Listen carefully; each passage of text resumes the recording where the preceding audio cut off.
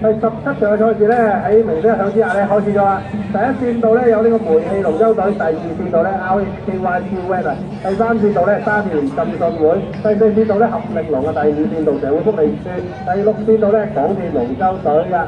咁啊呢場賽事咧未睇得清個龍舟，聽到個鼓聲先啦。咁啊非常之咁響亮同埋齊整啊！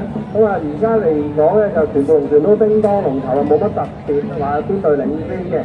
咁啊去到而家賽事完咗1/3到啦，咁啊1/3到啊似乎大家都一齊發力啦。咁啊見到開始有啲明顯嘅差異，見到靠過嘅第二線道啊，第二線道 RHKYC Red 咧，似乎領先緊少少。外圍嚟講咧，就呢個港鐵龍舟隊咧即刻俾直追啦，好似咧港鐵開速咁樣係越嚟越快嘅。咁啊而家就第二線道啦，都 keep 到呢個 RHKYC Red 咧保持住嘅。咁啊港鐵開始加速啦，喂，小心啊！咁啊呢場賽事咧過埋一半啦，咁啊港鐵加速之餘咧 RHKYC 亦都保持緊佢哋嘅速度啊。咁啊似乎咧 RHKYC Red 咧就保持到啦，兼且越去越有。咁啊港鐵真係要加速先掂啦。咁啊但係港鐵加速之餘咧，沙田浸信會咧似乎都加速緊啊。咁啊越嚟越有啊。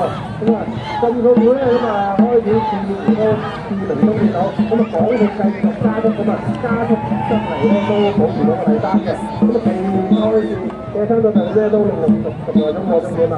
咁啊再一次就恭喜大家順利完成賽事啦！